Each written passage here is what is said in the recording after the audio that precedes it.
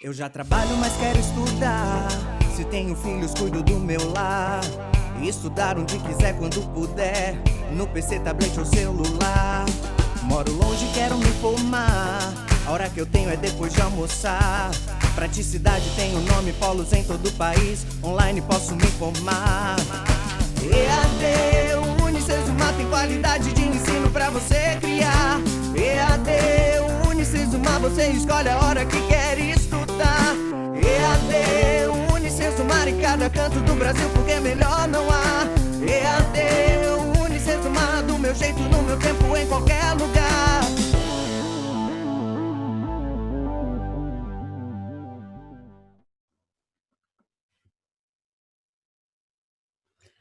Olá, caros alunos e alunas, tudo bem com vocês? Aqui quem fala é a professora Tereza Cristina e estarei trabalhando com vocês a disciplina de prática de ensino da educação básica, uma disciplina bastante importante e que eu disse, anteriormente, já no momento onde eu me encontrei com a professora Suzy, de que a prática de ensino é uma disciplina que está bastante ali articulada, atrelada e que conversa bastante com a disciplina de didática. Então, hoje eu vou trabalhar um pouquinho com vocês a respeito de uma temática bastante importante que está dentro da unidade 1 do nosso livro didático. Então, nós vamos falar a respeito da LDB 9.394 de 96, no que se refere à formação dos profissionais da educação. Foi disponibilizado para vocês alguns materiais, aulas, as aulas conceituais, também as aulas ao vivo do ano passado, e às vezes vocês podem se perguntar, professora, mas a gente viu em algum momento algumas coisas nesse sentido. Sim, a unidade 1, se vocês forem analisar, lá no final da unidade, a gente começa a falar a respeito de alguns aspectos da LDB 9.394 de 96.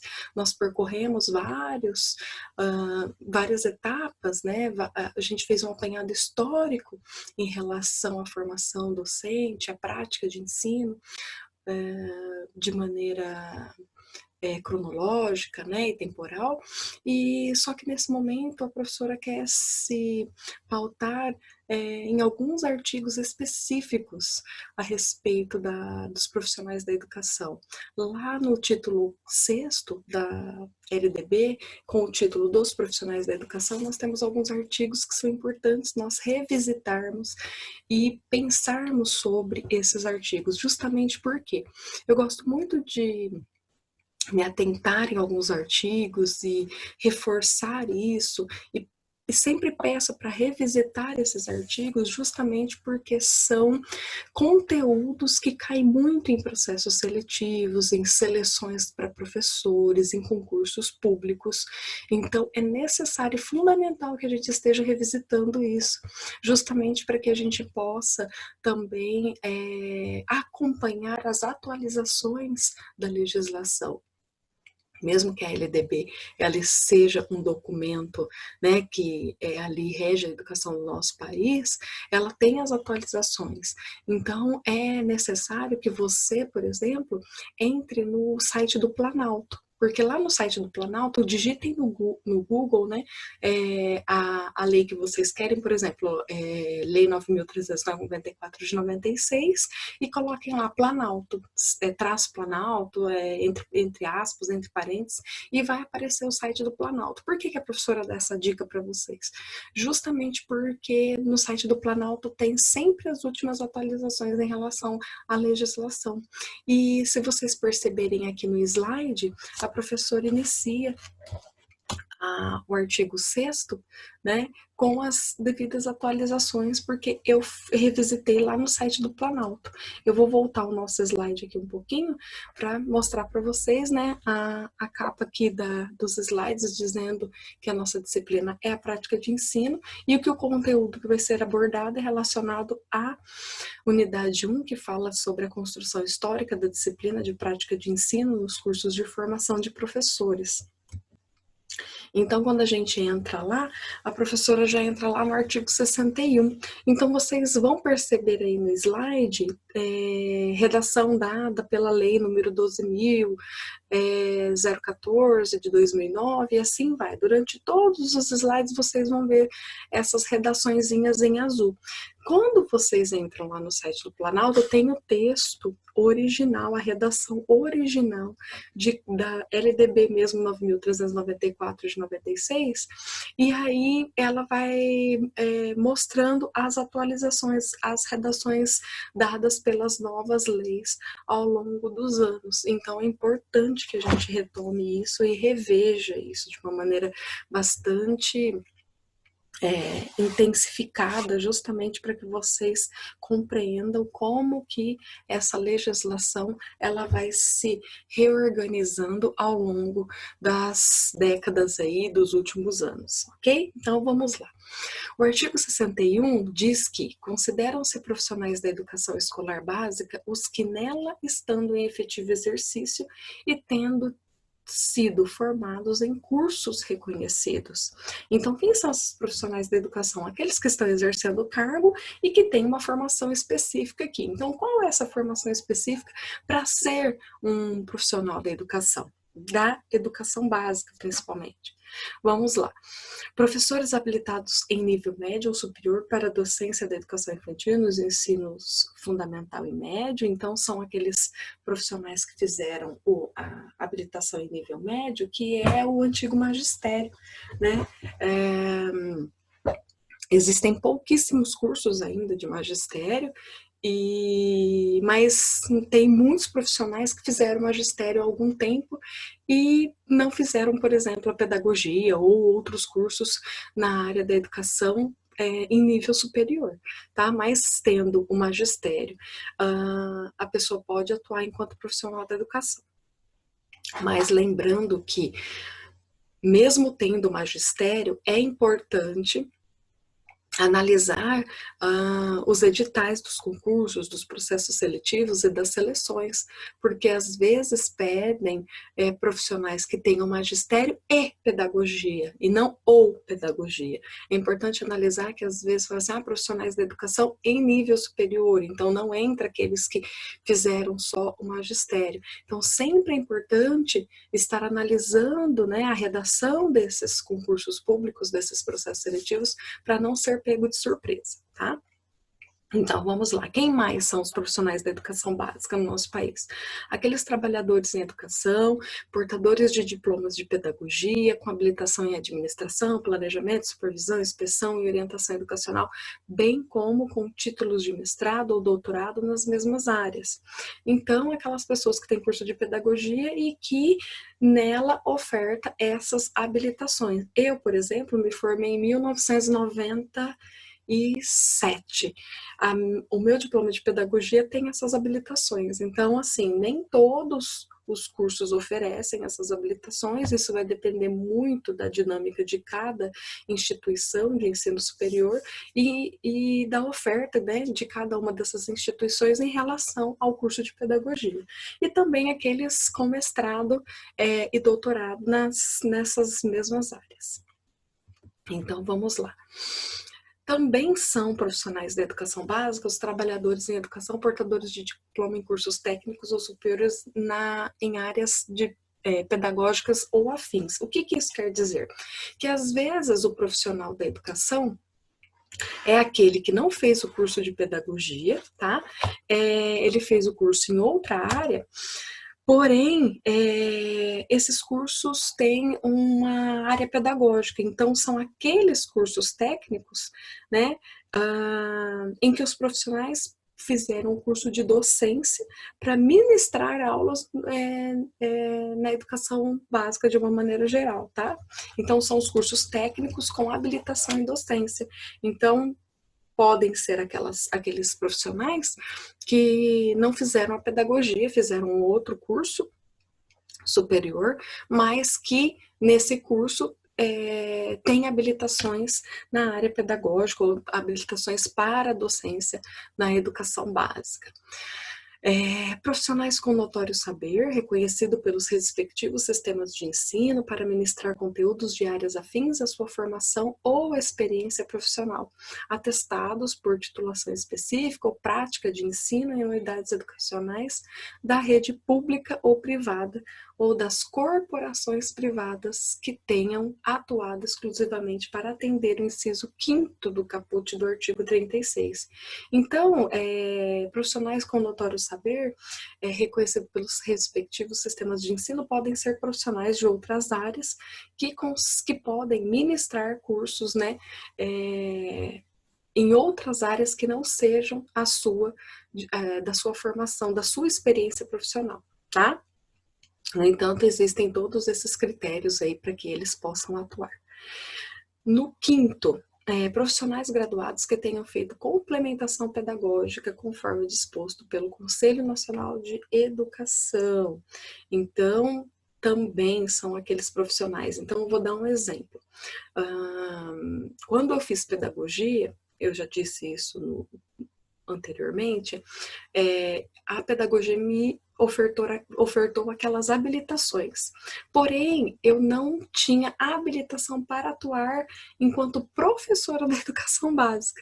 Então, eu tive que fazer uma complementação pedagógica para poder atuar enquanto professora da educação básica, porque naquela época, na época em que eu fiz o curso de graduação em pedagogia, era muito evidenciado o magistério. Então, o professor que tinha magistério poderia atuar como professor. A questão do nível superior estava sendo ali iniciado ainda, né, a exigência disso para atuar na educação básica.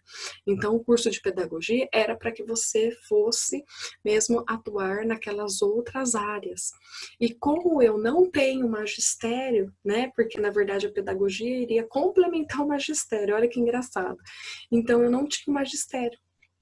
E aí eu queria atuar na educação básica, né?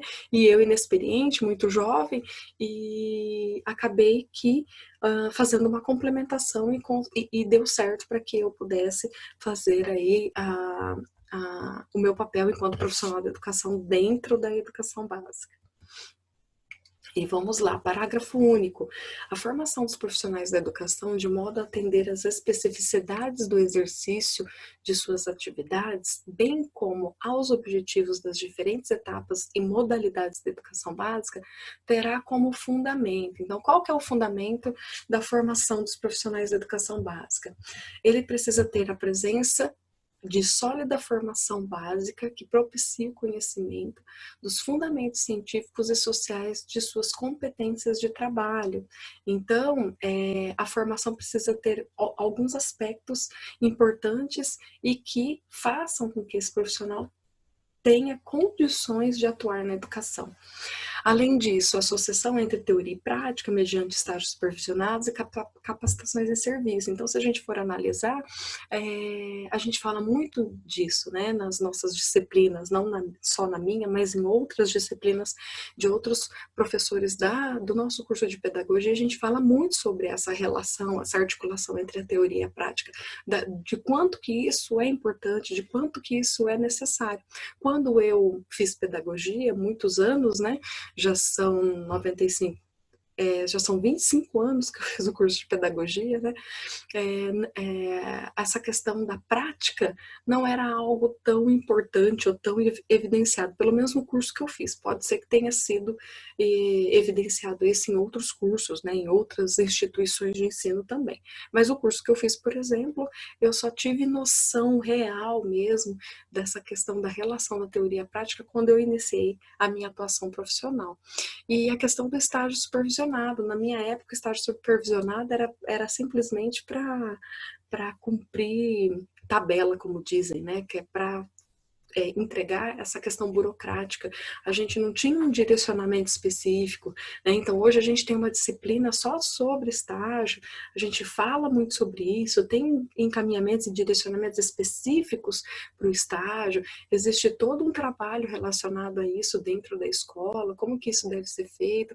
Então é bastante importante esse momento, né, do estágio supervisionado, tanto é que na nossa disciplina, eu acho que a unidade 4 fala sobre o estágio supervisionado e eu vou conversar um pouquinho com vocês, né, durante as nossas aulas aqui a respeito disso. E o aproveitamento da formação e experiências anteriores em instituições de ensino e em outras atividades. Então, a formação também pode, né, levar em consideração o aproveitamento de outras formações. E aí a gente entra no artigo 62, que diz que a formação de docentes para atuar na educação básica far-se-á em nível superior em curso de licenciatura plena, admitida como formação mínima para o exercício do magistério na educação infantil e nos 5 primeiros anos do ensino fundamental, a oferecida em ensino médio na modalidade normal. Então, por exemplo, quando eu fiz a complementação do meu curso de pedagogia, eu fiz a complementação em nível normal, né? Normal superior falava, né? Antigamente. Então, em nível médio, na modalidade normal, né? Que quer dizer o magistério. Então, quando a gente fala do normal, existe uma época que tinha um curso de nível superior que se chamava normal superior. Olha que engraçado, que não existe mais, né? Então, vamos lá. Então, como que isso precisa ser, né, direcionado, né? A União, o Distrito Federal, os estados e os municípios, em regime de colaboração, deverão promover a formação inicial, a continuada e a capacitação dos profissionais do magistério. Então, a gente verifica aí, né, as instituições de nível superior, que são governamentais, elas ofertam, né, essa formação inicial, e quando você é um profissional, né, da União, do Distrito Federal, dos estados ou dos municípios, vocês vão participar aí das formações, né, continuadas, como se diz. A formação, né, continuada e a capacitação dos profissionais de magistério poderão utilizar recursos e tecnologias de educação à distância. Então, a formação continuada, ela precisa ser ofertada, né, por esses entes federativos, e além disso, a formação continuada, ela pode ser realizada por meio de cursos de educação à distância, né, não é necessariamente preciso fazer isso presencialmente, né? Então, por exemplo, eu, enquanto servidora pública, né, do Estado do Paraná, porque a professora é servidora pública do Estado e também professora do curso de Pedagogia da Unicesumar. Então, eu, enquanto servidora pública do Estado, eu estou fazendo nesse momento, por exemplo, um curso de formação à distância, né, de formação continuada à distância, para trabalhar com algumas redes municipais. Então, isso é ofertado, né, dependendo do cargo, dependendo do local onde você trabalha, dependendo de como isso vai ser feito. Então, se você é professor do Estado, é um tipo de formação continuada, se você é do município é de outro, mas eles sempre ofertam formações continuadas que sejam direcionadas para a área de atuação de cada um de nós. Então, vamos lá, o terceiro, né? O parágrafo terceiro. A formação inicial de profissionais de magistério dará preferência ao ensino presencial subsidiariamente, fazendo uso do recurso de tecnologias de educação à distância. Então, a formação inicial, ela dá preferência para o ensino presencial, mas isso não impede de que se faça esse curso por meio da educação à distância, que é o que vocês fazem. A União, o Distrito Federal, os estados e os municípios adotarão mecanismos facilitadores de acesso e permanência em cursos de formação de docentes em nível superior para atuar na educação básica pública. Então, então esses entes federativos, eles utilizarão de recursos para auxiliar, né, o acesso dessa formação para todos. Depois, o quinto, a União, o Distrito Federal, os estados e os municípios incentivarão a formação de profissionais do magistério para atuar na educação básica pública, mediante programas institucionais de bolsa de iniciação, a docência, estudantes matriculados em cursos de licenciatura de graduação plena nas instituições de ensino superior. Então, por exemplo, a gente vê esse incentivo, né? Nós temos na Unicesumar aí o PIBID, nós temos isso nas instituições públicas, né? Desse incentivo por meio desses programas que auxiliam os estudantes a, né, seguirem em frente aí com seus cursos superiores. O Ministério da Educação poderá estabelecer nota mínima em exame nacional aplicado aos concluintes do ensino médio como pré-requisito para ingresso em cursos de graduação para a formação de docentes. Então, isso, né, é ouvido o Conselho Nacional de Educação. Então, isso a gente já vê, né, que são os pré-requisitos lá para o vestibular. Aqui está vetado, né, o inciso 7º está vetado, então se a gente for analisar o vetado é aquilo que é negado, aquilo que não foi permitido, então foi retirado esse 7º aí. O 8º, os currículos de cursos de formação de docentes terão por referência a base nacional comum curricular, então a gente já segue isso e é importante a gente também estar revisitando esse documento, que é um documento muito importante e que, né, tem alguns encaminhamentos ali bastante necessários e específicos. O artigo 62A diz que a formação dos profissionais a que se refere o inciso 3º, então a professora falou errado lá, parágrafo, tá? É o parágrafo. Deixa eu voltar aqui, ó, parágrafo 7º, tá? Às vezes a professora confunde o parágrafo com o inciso. E o inciso 3º do artigo 61 far-se-á por meio de cursos de conteúdo técnico-pedagógico em nível médio ou superior, incluindo habilitações tecnológicas.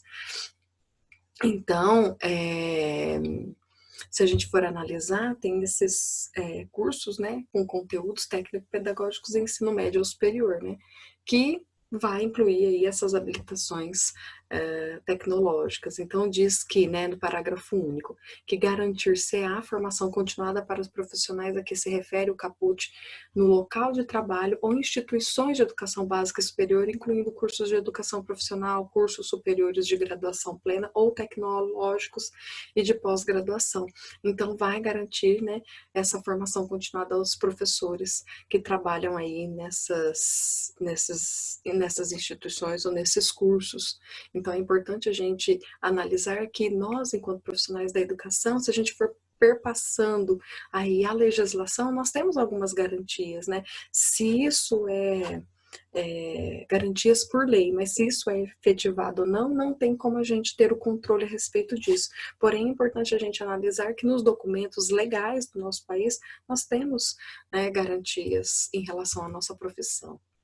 Aí no 62B fala sobre o acesso dos professores da rede pública de educação básica a cursos superiores de pedagogia e licenciatura, né, que será efetivado por meio de processo seletivo diferenciado. Então, quem são esses profissionais que têm direito a isso, né, que vão passar por esse processo seletivo?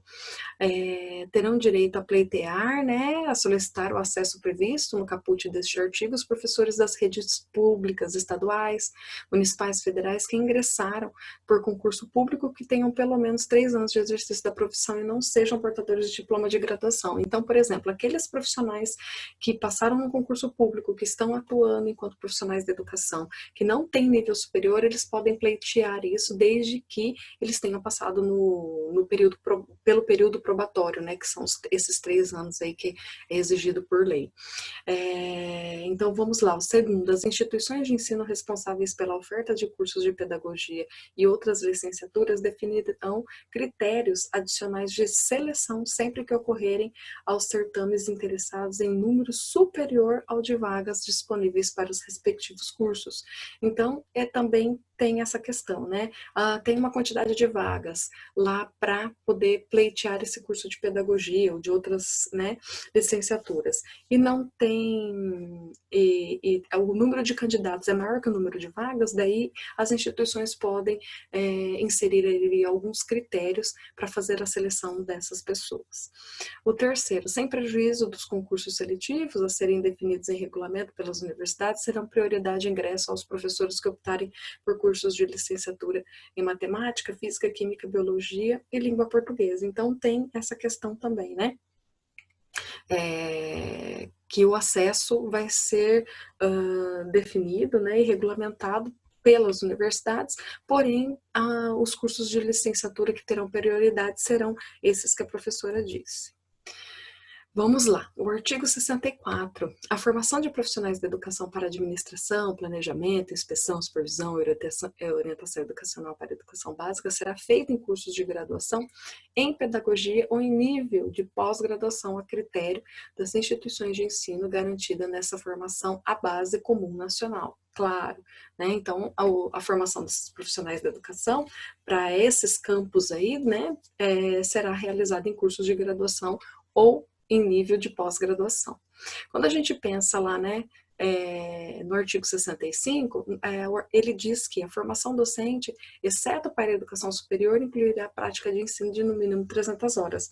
Então, isso é o básico, né? Daí nós temos lá as diretrizes do curso superior e também do curso de pedagogia, que vai especificar lá a quantidade certinha de horas, né, para prática de ensino, que daí que está ali entre as 300 horas ou acima disso. Artigo 66. A preparação para o exercício do magistério superior far-se-á em nível de pós-graduação, prioritariamente em cursos de mestrado e doutorado.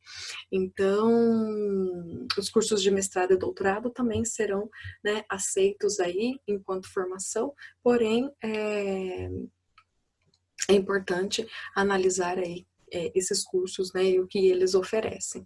E o parágrafo único também, o notório saber reconhecido por universidade em curso de doutorado em áreas afins poderá superar a exigência do título acadêmico. Também pode ser esses encaminhamentos aí. Então, vamos lá.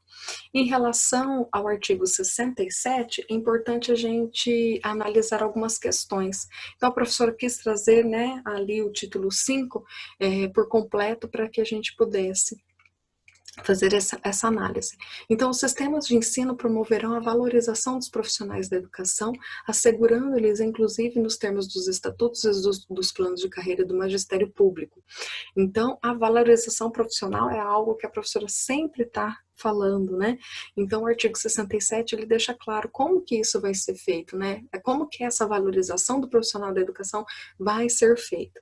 Então, por meio de ingresso exclusivamente por concurso público de provas e títulos. Então, por isso que a professora fala muito a respeito dos concursos, porque a partir do momento que você ingressa num concurso público, você de provas e títulos, você tem alguns direitos garantidos, então é necessário que a gente, né, pense a esse respeito, não que nos processos seletivos não tenham algumas garantias, mas geralmente processos seletivos é para que o profissional trabalhe por um tempo determinado específico, podendo ser prorrogado esse prazo por mais algum tempo, mas não existem nenhuma garantias de que isso vai ser prorrogado ou não, né? E se você realmente vai atuar dentro daquele período específico. Porém, nos concursos públicos, a partir do momento que você entrou no concurso público e que você exerceu, né, a sua profissão com responsabilidade,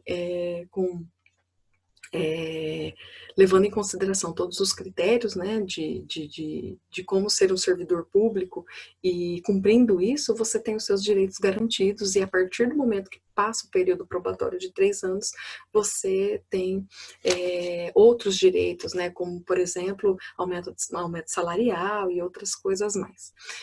Além disso, aperfeiçoamento profissional continuado, inclusive com licenciamento periódico remunerado para esse fim. Então, muitas prefeituras, muitos estados, eles ofertam esse curso, né, de formação continuada, inclusive com afastamento, né, periódico remunerado, para que você possa exercer desse direito e que possa, né, realizar esse curso de formação continuada, sem nenhuma preocupação com o trabalho, né, focando só nisso. Olha que bacana.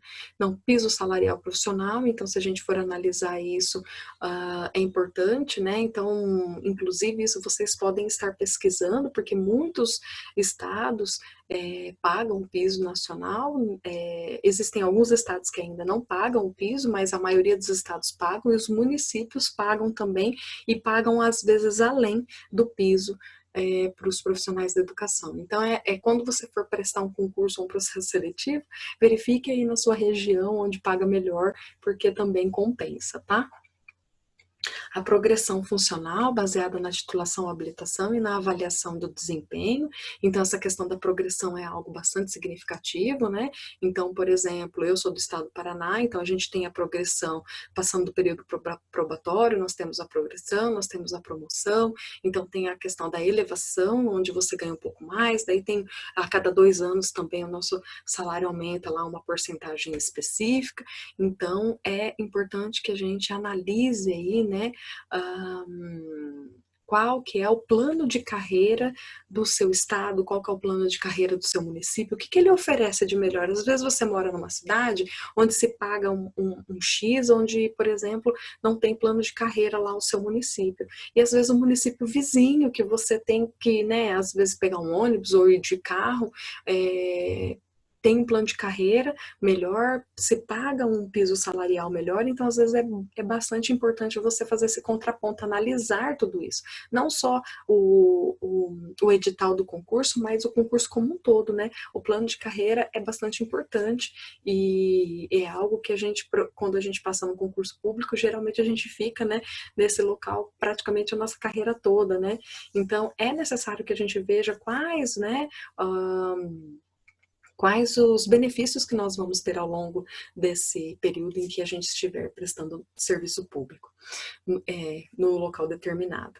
Então, o período reservado a estudos, planejamento e avaliação, incluindo na carga de trabalho, então isso também é propiciado, e condições adequadas de trabalho, que, né, isso aí entra N situações quando a gente pensa em condições adequadas de trabalho, desde uma sala de aula, né, que não chova dentro, desde material disponibilizado, desde GIS, desde de como que você vai chegar a esse trabalho. Então, quando a gente pensa em condições de trabalho, envolve muitas outras questões.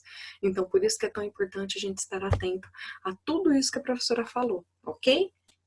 Então, eu quis trazer um pouquinho desse conteúdo para a gente retomar alguns aspectos, outros a gente não tinha comentado ainda de maneira mais específica, mas justamente para que vocês possam estar cada vez mais atentos e estudarem cada vez mais as legislações relacionadas ao nosso curso ou a nossa formação e também pensando em fazer essa análise da oferta dos concursos e dos processos seletivos e das seleções de escolas privadas para que vocês tenham aí encaminhamentos específicos e para que vocês fiquem atentos ao local ou às condições que estão sendo ofertadas para vocês enquanto profissionais da educação, tá bom? Então eu quero que vocês tenham uma excelente semana, a gente se vê nas nossas aulas ao vivo, um grande beijo no coração de cada um de vocês e a gente se vê em breve. Tchau, tchau!